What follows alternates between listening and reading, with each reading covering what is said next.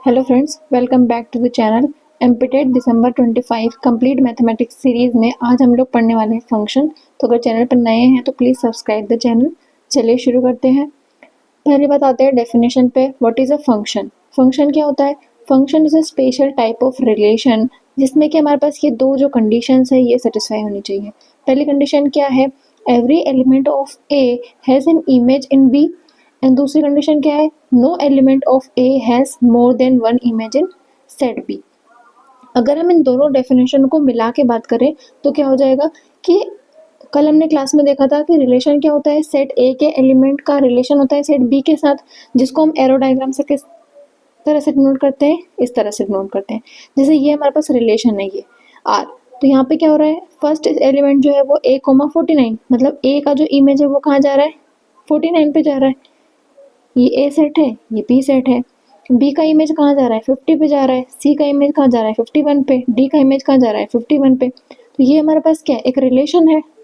तो अभी हमने डेफिनेशन में क्या देखा, अ रिलेशन फंक्शन कब होगा, जब उसके हर एक ए सेट के एलिमेंट का एक यूनिक इमेज सेट बी में मिलेगा। मतलब कि इसको आप किस एग्जांपल से याद कर सकते हैं कि सेट ए के जो एलिमेंट है वो हमारे पास है क्लास के स्टूडेंट्स, और जो सेट बी का एलिमेंट है वो है उनका वेट। ये हमारे पास वेट और ये हमारे पास क्या है, स्टूडेंट। अगर आप इस एग्जांपल से याद रखेंगे तो आप उसका भी कंफ्यूजन नहीं होगा।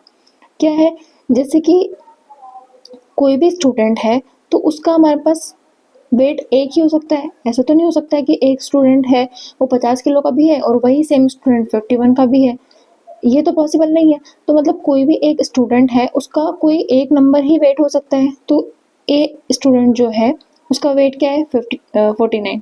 जो बी स्टूडेंट है उसका वेट क्या है, 50। सी स्टूडेंट है उसका वेट क्या है, 51। और जो डी स्टूडेंट है उसका भी वेट क्या है, 51। तो कोई भी दो पर्सन हो सकते हैं जिनका वेट सेम हो। तो यहाँ पे हमें ध्यान रखना है कि अगर हम सेट ए और सेट बी में रिलेशन देख रहे हैं और उस रिलेशन को हम फंक्शन कब कहेंगे, जब सेट ए के हर एक एलिमेंट का एक यूनिक इमेज मिले। जैसे कि हम इस एग्जांपल से याद रख सकते हैं इसको। देखो हम एग्जांपल करते हैं, उससे और क्लियर हो जाएगा।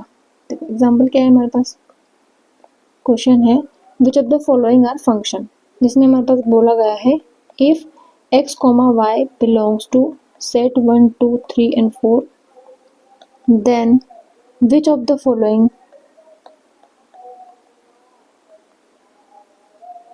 are functions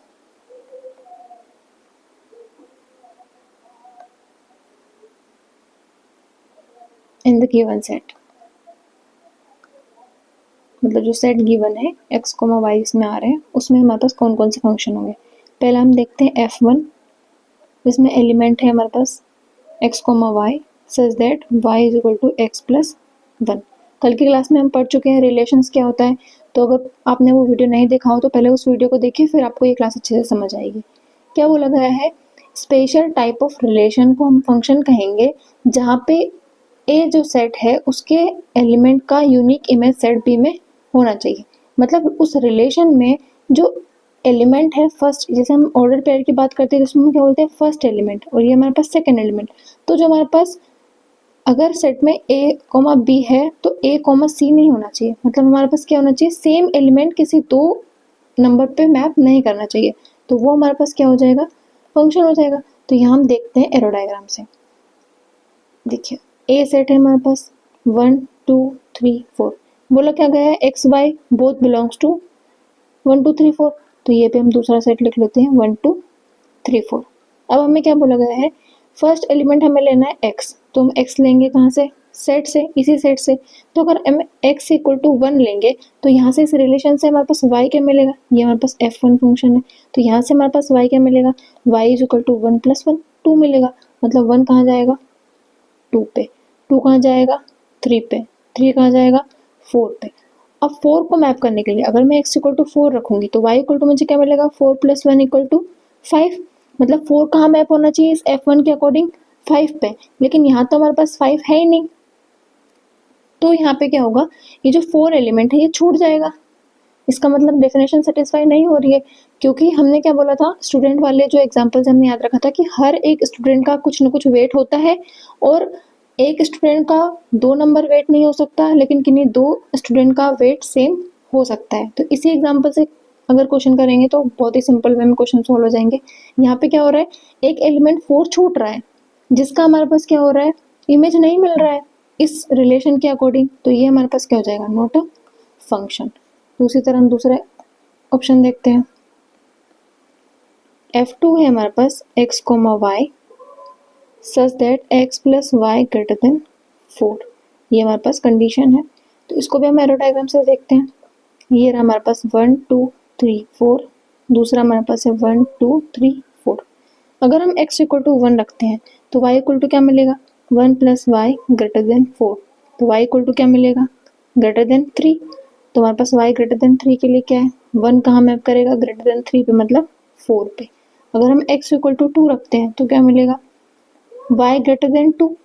अब ग्रेटर देन 2 कौन कौन से नंबर है, एक 3 है एक 4 है, मतलब 2 का जो इमेज है वो कहाँ जाएगा, 3 पर भी जाएगा, और 2 का जो इमेज है वो कहाँ जाएगा, 4 पर भी जाएगा। तो 2 का इमेज हमारे पास क्या चला जाएगा, 4 पे।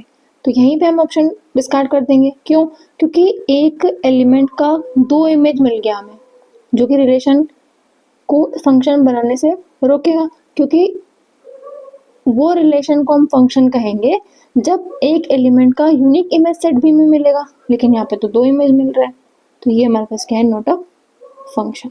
चलिए ऑप्शन नंबर सी देखते हैं।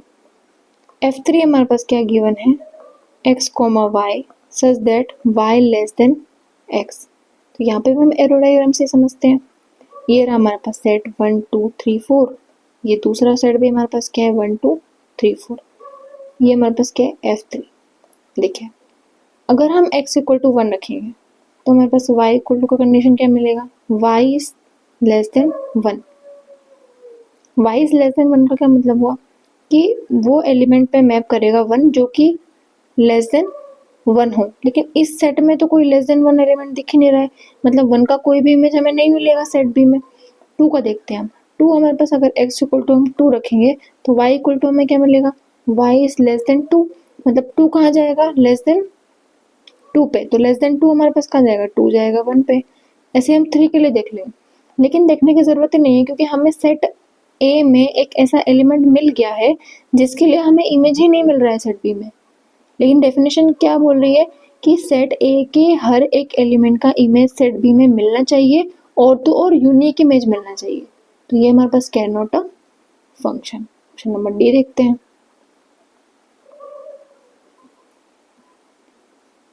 F4 है हमारे पास x, y such that x plus Y equal to 5। इसका एरो डायग्राम बनाते हैं। ये रहा 1 2 3 4, दूसरा सेट रहा 1 2 3 4। अब हमारे पास इसके अकॉर्डिंग क्या होगा, अगर x इक्वल टू 1 रखूंगी तो y इक्वल टू क्या मिलेगा, 4, तो 1 कहाँ जाएगा, 4 पे। इसी तरह 2 कहाँ जाएगा, 3 पे, 3 कहाँ पे जाएगा, 2 पे, और 4 कहाँ जाएगा, 1 पे। तो ये हमारे पास डेफिनेशन सेटिस्फाई हो रही है, क्योंकि 1 का इमेज मिल रहा है 4, 2 का इमेज मिल रहा है 3, 3 का इमेज मिल रहा है 2, और 4 का इमेज मिल रहा है 1। तो सेट ए के हर एक एलिमेंट का यूनिक इमेज मिल रहा है, मतलब 1 का इमेज भी मिल रहा है, कोई 2 इमेज नहीं मिल रहा है, एक ही मिल रहा है। 2 का भी एक इमेज मिल रहा है, 3 का भी एक इमेज मिल रहा है, 4 का भी एक ही इमेज मिल रहा है। तो क्या हो रहा है, सेट ए के हर एक एलिमेंट का यूनिक इमेज सेट बी में मिल रहा है।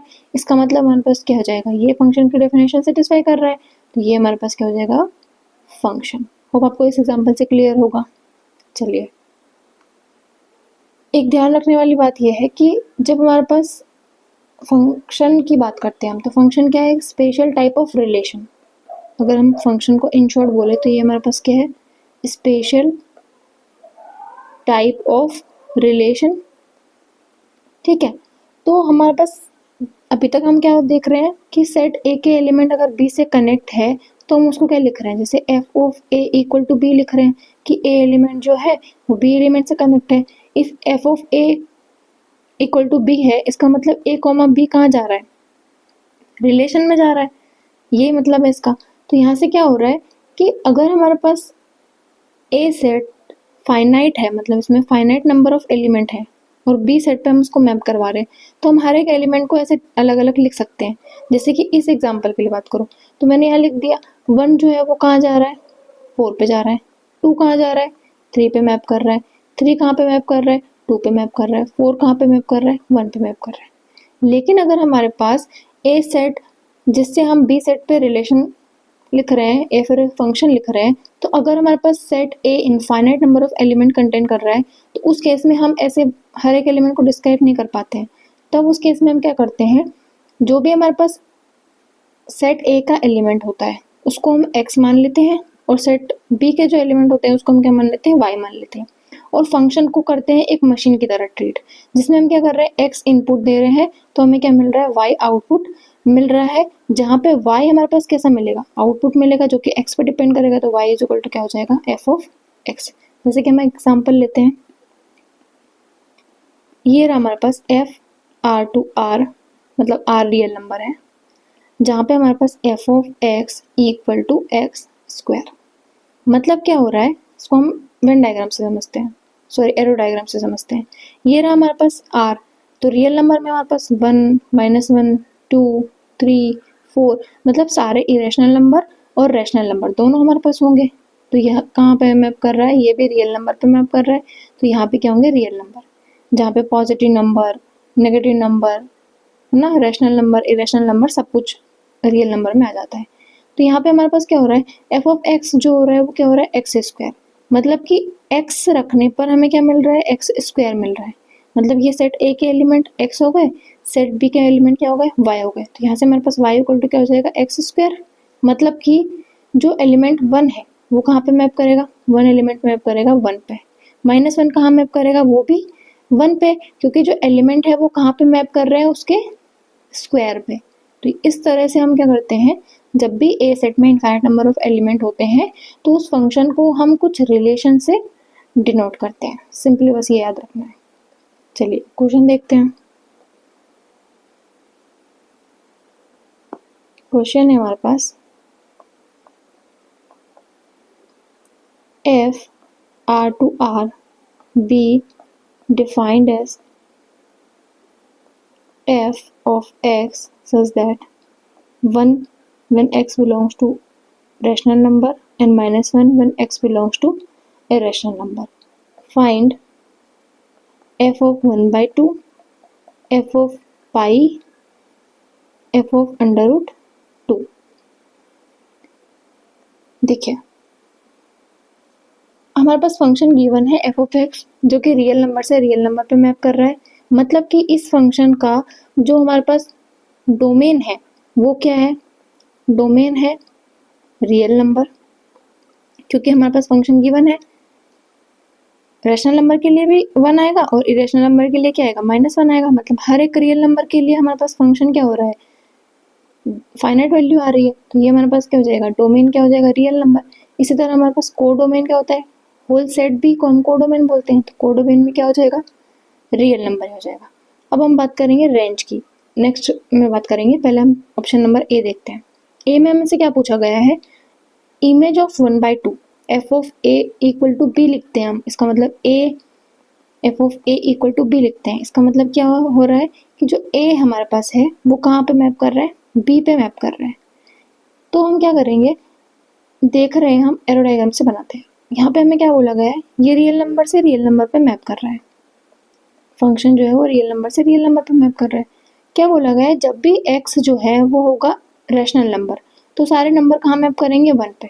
मतलब ये हमें पता है, कुछ इसमें p बाई क्यू टाइप के एलिमेंट होंगे रैशनल नंबर, उसके अलावा जो रियल नंबर में एलिमेंट बचते हैं वो क्या बचते हैं, इरेशनल नंबर।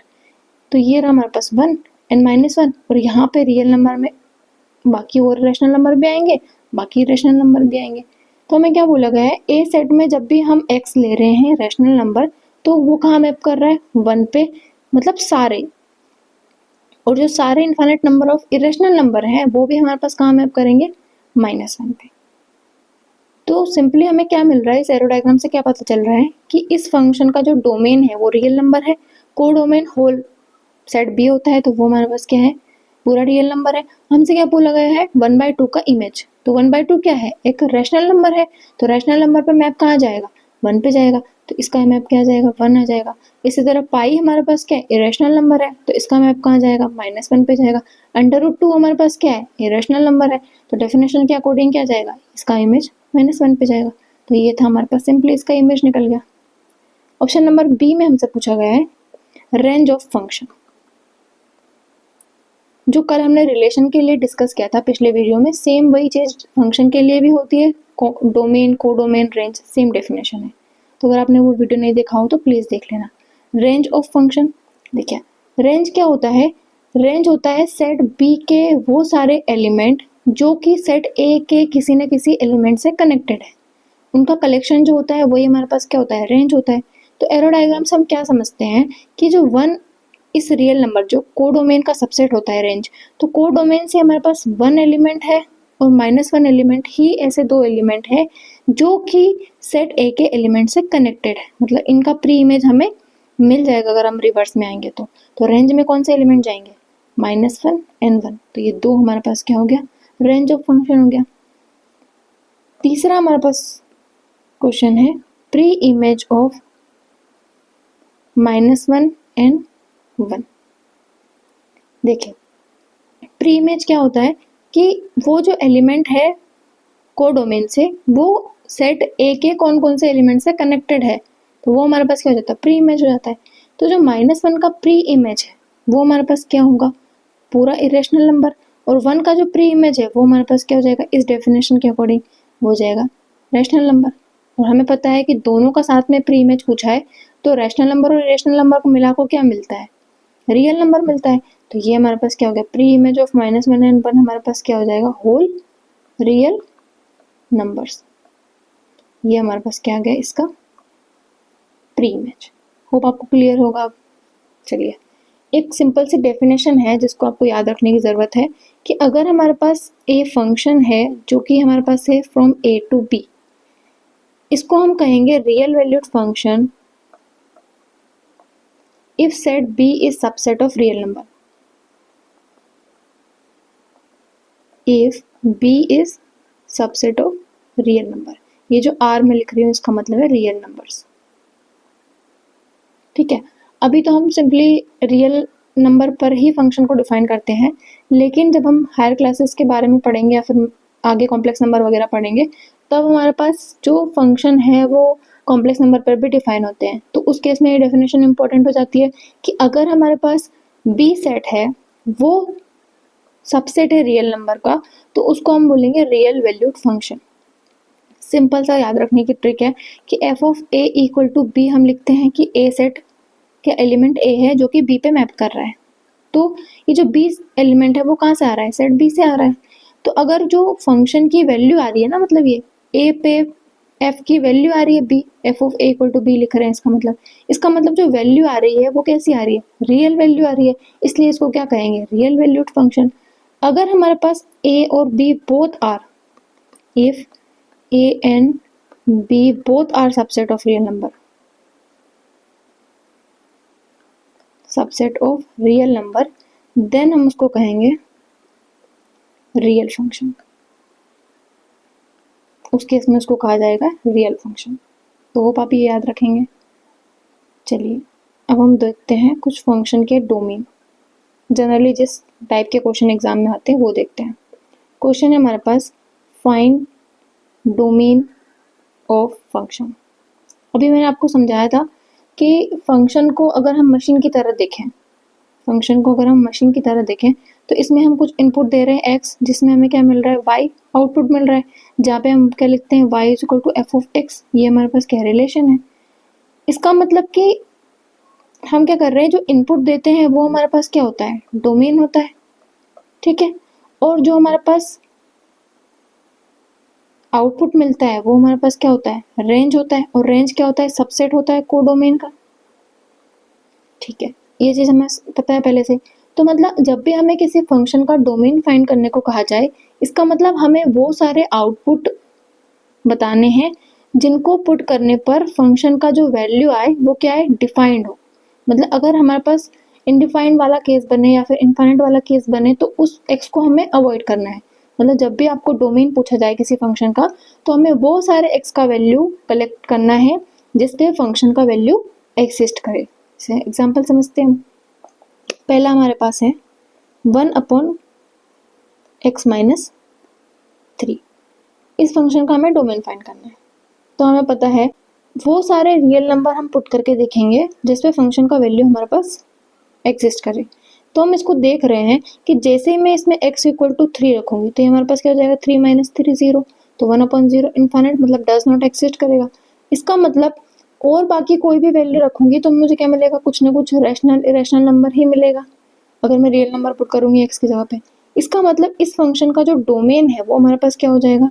इस फंक्शन के डोमेन के लिए सिंपली हमें क्या करना है, वो सारे x लेने हैं जो कि रियल नंबर से आ रहे हैं लेकिन -3। मतलब क्या करना है, सिंपली हमें 3 को रियल नंबर में से हटा के बाकी सारे जो नंबर है वो ले लेने हैं। तो वो हमारे पास क्या हो जाएगा, डोमेन ऑफ दिस फंक्शन। दूसरा फंक्शन देखिए, ये हमारे पास 1/√x-5। अभी मैंने बोला कि जब भी हमें डोमेन पूछा जाए तो हम किसकी बात करेंगे, सबसेट ऑफ रियल नंबर की बात करेंगे। तो अगर हम रियल नंबर में देखें तो अंडर रूट में पॉजिटिव नंबर आना चाहिए, ठीक है। दूसरा हमारे पास इस फंक्शन की बात करें अगर, तो डिनोमिनेटर में हमारे पास 0 नहीं बनना चाहिए। इसका मतलब क्या है कि जो अंडर रूट में वैल्यू है x-5, वो क्या होना चाहिए, ग्रेटर देन 0 होना चाहिए। क्योंकि ना तो ये 0 हो सकती है, क्योंकि अगर 0 हुई तो x इक्वल टू 5 आ जाएगा, तो ये वापस 1/0 बन जाएगा जो कि हमें नहीं चाहिए। और अगर x-5 लेस देन 0 हुआ तो उस केस में क्या हो जाएगा, नेगेटिव आ जाएगा अंडर रूट के अंदर, जो कि रियल नंबर के सबसेट में प्रॉब्लम करेगा। तो हमें क्या करना है, इसके लिए x-5 ग्रेटर देन 0 लेना है। तो यहाँ से हमें क्या मिलेगा, x इज ग्रेटर देन 5। तो इसको हम रियल नंबर पे देखते हैं।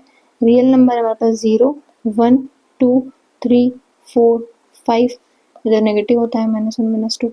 क्या करना है, वो सारे रियल नंबर उठाने हैं जो कि x से क्या हो, बड़े हो, मतलब 5 से बड़े हो। तो ये हमारे पास क्या आ जाएगा, 5। और देखिए इक्वल का साइन नहीं है तो ये हमारे पास क्या आएगा, ओपन इंटरवल 5 से अप टू इन्फिनिटी। तो ये हमारे पास क्या जाएगा, इस फंक्शन का जो डोमेन आएगा वो हमारे पास क्या जाएगा, ओपन इंटरवल 5 टू इन्फिनिटी। ये हमारे पास x-5 प्लस 7 - x, इसमें वे हम लगाएंगे कि अंडर रूट के अंदर कैसा नंबर होना चाहिए, पॉजिटिव नंबर होना चाहिए। जैसे कि x-5 भी पॉजिटिव होना चाहिए।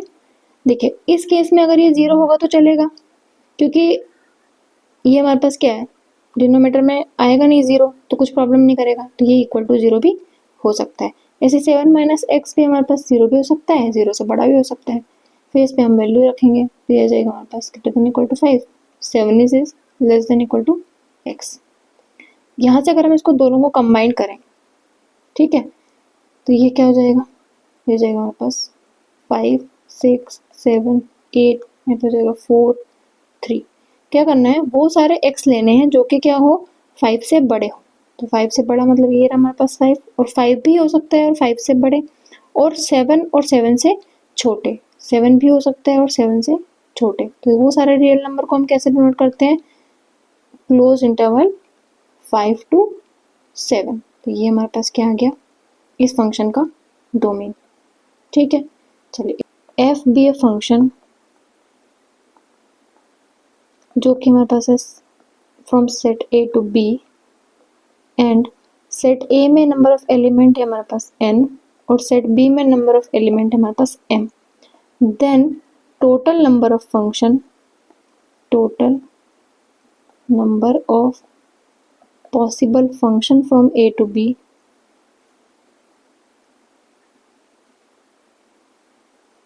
A set to B set are m की पावर n। मतलब कि जैसे हमारे पास A सेट है उसमें कितने एलिमेंट है, n एलिमेंट। B सेट है उसमें हमारे पास कितने एलिमेंट है, m एलिमेंट है। तो सिंपली जो हमारे पास B सेट है m, उसके एलिमेंट की पावर करनी है n। तो ये हमारे पास क्या हो जाएंगे, टोटल नंबर ऑफ फंक्शन। जैसे कि हम बात करें, अगर A सेट हमारे पास एलिमेंट है उसमें 1 2 एंड 3, दूसरा हमारे पास सेट है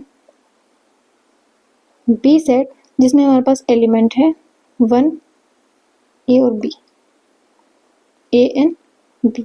तो इसके हम क्या कर सकते हैं, अब पॉसिबल बना के देखना कितने नंबर ऑफ फंक्शन बन सकते हैं। अगर फॉर्मूले से हम देखें तो हमारे पास क्या आ जाएगा, ए सेट में हमारे पास 3 एलिमेंट है, बी सेट में हमारे पास 2 एलिमेंट है, तो 2 की पावर 3, तो टोटल कितने बनने चाहिए 8। जैसे मैं एक बना के बताती हूँ। ए सेट में एलिमेंट है 1 2 3, ये हमारे पास ए बी, तो एक हमारे पास क्या बन जाएगा, 1 को ए पे ले जाओ, 2 को ए पे ले जाओ, बी सी को भी ए पे ले जाओ, तो ये हमारे पास क्या आ गया, 1 का इमेज 1, 2 का इमेज ए और 3 का इमेज भी ए। तो हर एक एलिमेंट का यूनिक इमेज मिल रहा है, इसका मतलब ये हमारे पास एक रिलेशन क्या हो जाएगा, फंक्शन बन जाएगा। इसी तरह अगर हम दूसरा देखें 1 2 3 आ जाएगा ए बी, तो हमारे पास 1 को ए से कनेक्ट कर दो, 2 को बी से, 3 को भी बी से कर दो, तो 1 का भी एक इमेज है, 2 का भी एक इमेज है, 3 का भी एक इमेज है, तो ये भी हमारे पास क्या बन जाएगा, फंक्शन। तो इसी तरह जब आप बनाने बैठेंगे तो हमारे पास टोटल कितने बनेंगे 8। तो ये हमारे पास क्या आ जाएगा, ए सेट में n एलिमेंट है, बी सेट में m एलिमेंट है, तो टोटल नंबर ऑफ फंक्शन जो बनेंगे वो बनेंगे m की पावर n। चलिए अब हम टाइप ऑफ फंक्शन देख लेते हैं। पहला है हमारे पास 1 1 फंक्शन। 1 1 फंक्शन का डेफिनेशन देख लेते हैं पहले। इसको बोला जाता है इंजेक्टिव फंक्शन। दो नाम है, या तो 1 1 फंक्शन बोल सकते हैं या तो फिर इंजेक्टिव फंक्शन बोल सकते हैं। क्या बोला गया है, function f is called 1 1 function या फिर injective function if each element of domain map to unique element of set B।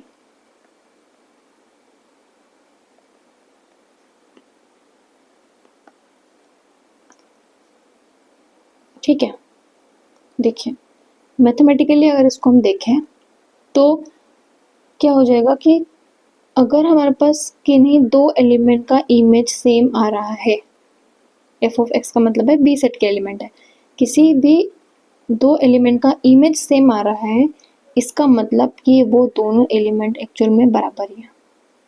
या फिर इसको हम P इम्प्लाई Q, तो Q imply minus Q imply minus P भी कर सकते हैं।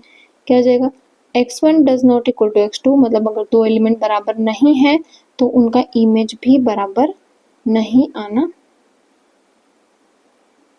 चाहिए। ठीक है, अभी हमने एग्जांपल लिया था 1 2 3 and A and B। 1 map कर रहा है A पे, 2 मैप कर रहा है B पे, C मैप कर रहा है B पे। तो यहाँ पे क्या हो रहा है, 2 और 3 एक्चुअल में बराबर नहीं है, लेकिन इनका इमेज 2 का इमेज भी P है, 3 का इमेज भी P है, ये आपस में क्या है, बराबर है।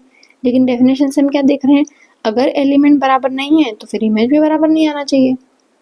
ठीक है, तो ये हमारे पास क्या हो जाएगा, not a 1 1 function.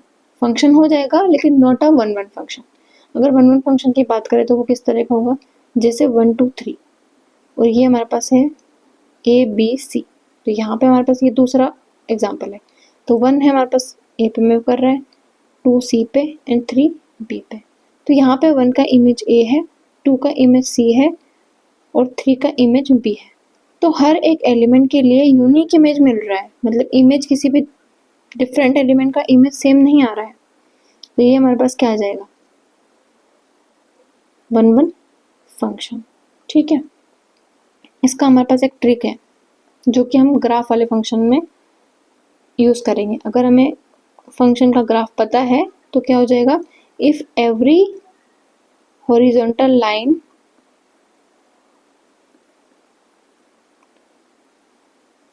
cuts the graph at most 1, then function is 1 1। At most 1 का मतलब क्या है कि सिर्फ और सिर्फ एक ही बार कट करना चाहिए फंक्शन का ग्राफ।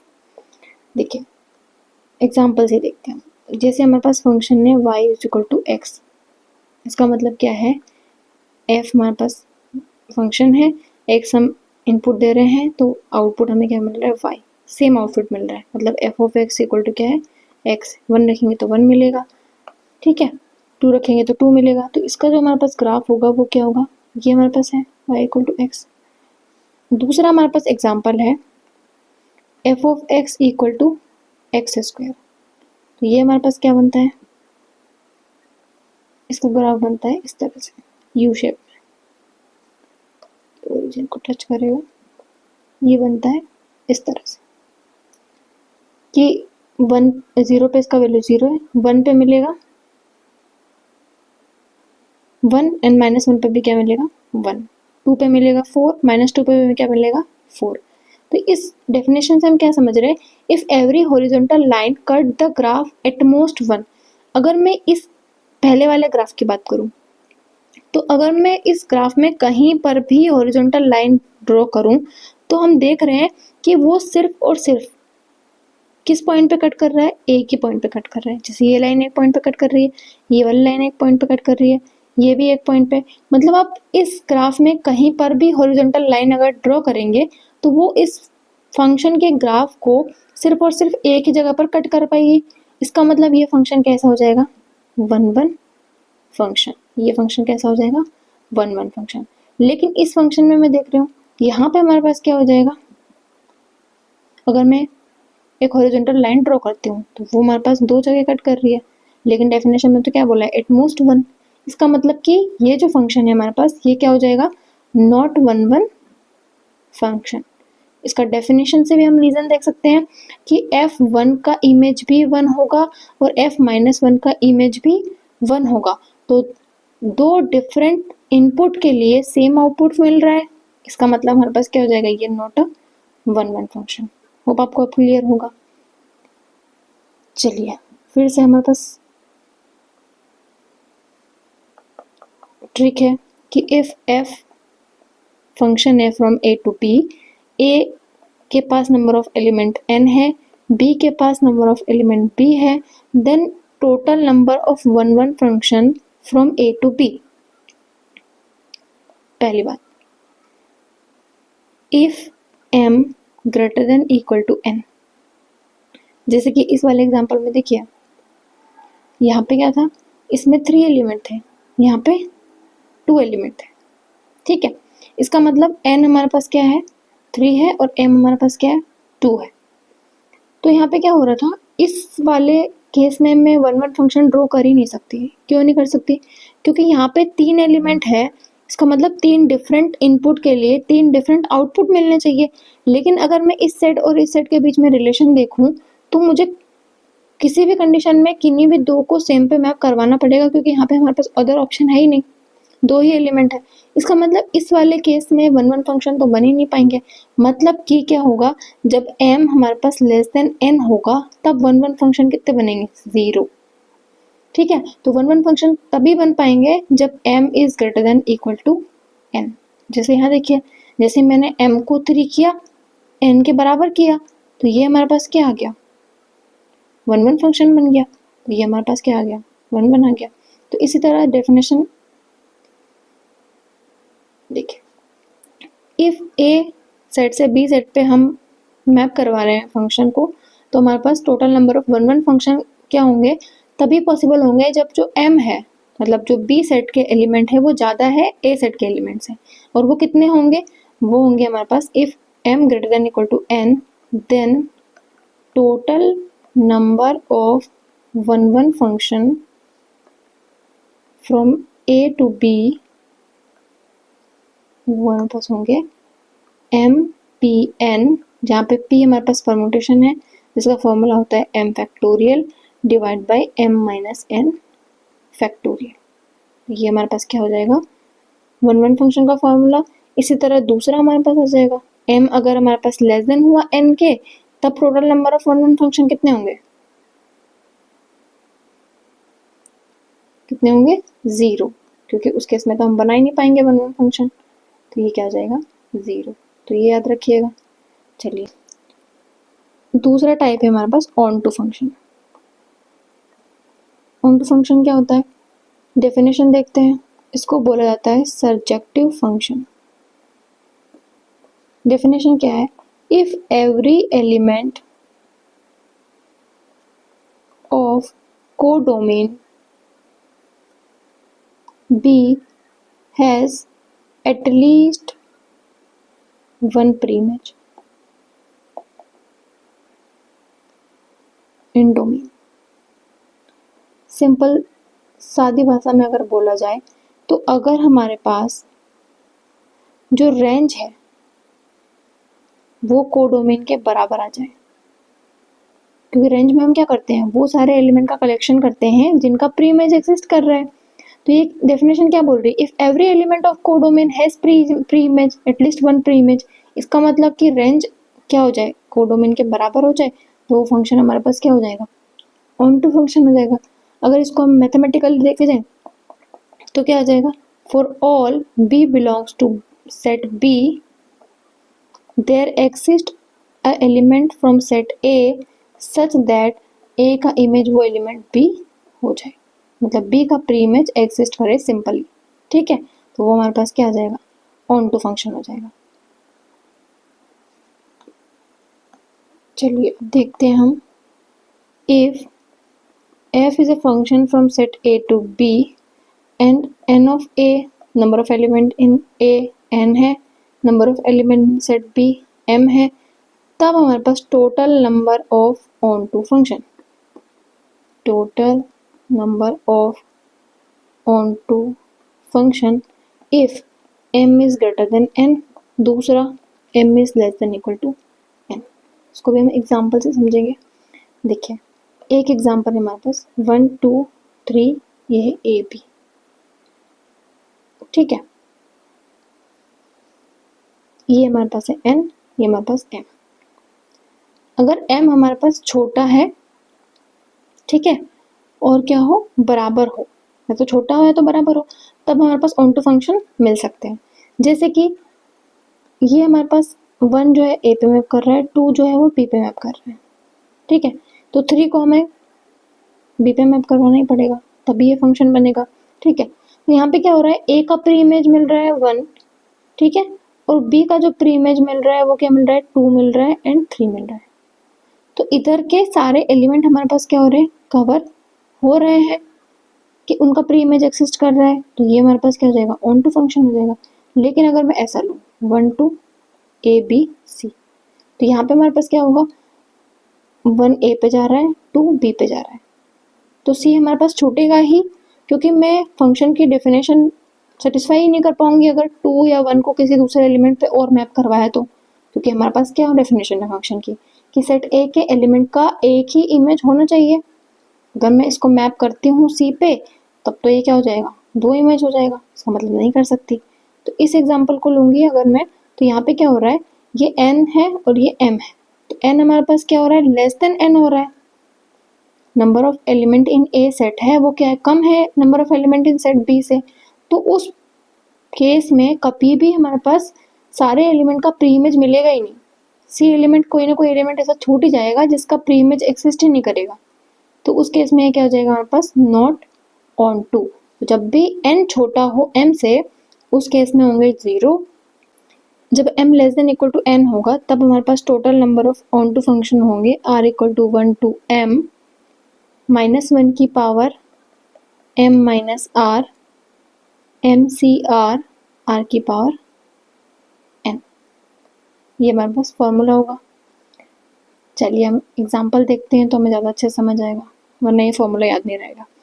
देखिए इसी एग्जाम्पल में हम देखते हैं 1 2 3 हमारे पास सेट ए में एलिमेंट है और 2 में हमारे पास एलिमेंट है 1 2, मतलब m का वैल्यू क्या है 2 है और n का वैल्यू क्या है 3 है। जब इस फॉर्मूले में हम इसको रखेंगे तो क्या मिलेगा, summation r equal to 1 2 m है, तो मतलब 2 -1 की पावर m हमारे पास 2 माइनस r 2c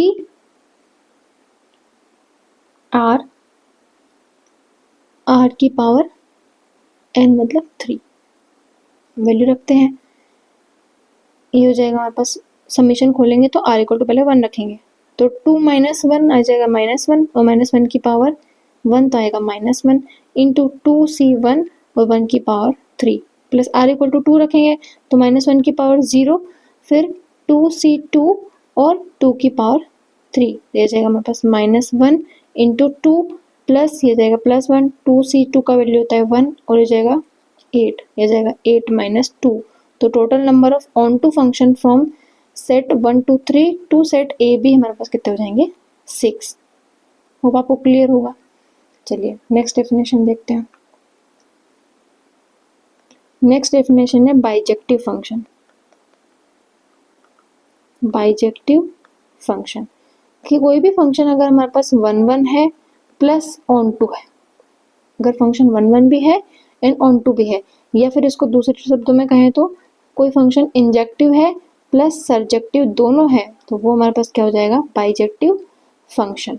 तो ये हमारे पास कब पॉसिबल है कि कोई फंक्शन 1 1 भी हो और ऑन टू भी हो, अगर सेट ए में एलिमेंट और सेट बी में एलिमेंट सेम है, उसी केस में हमारे पास क्या हो सकते हैं, इंजेक्टिव फंक्शन और सरजेक्टिव फंक्शन दोनों हमारे पास हो सकता है कोई फंक्शन।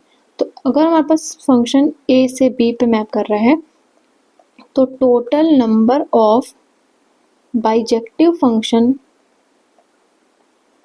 इक्वल टू होगा m फैक्टोरियल, या फिर हम इसको कह सकते हैं n फैक्टोरियल। कब होगा, जब वो n और n बराबर होगा। अगर हमारे पास m और n बराबर नहीं है, मतलब a में n एलिमेंट है b में m एलिमेंट है, तो अगर ये बराबर नहीं है तो उस केस में बाइजेक्टिव फंक्शन क्या हो जाएंगे, 0, एग्जिस्ट नहीं करेंगे। होप आपको क्लियर होगा फंक्शन क्या होता है, 1 1 फंक्शन क्या होता है, ऑन टू फंक्शन क्या होता है। अब कल के वीडियो में हम inverse of function and composition of function discuss करेंगे, देन कुछ MCQ प्रैक्टिस करेंगे। तो प्लीज़ अगर आपको वीडियो पसंद आया तो like the video and subscribe the channel. Thank you for watching.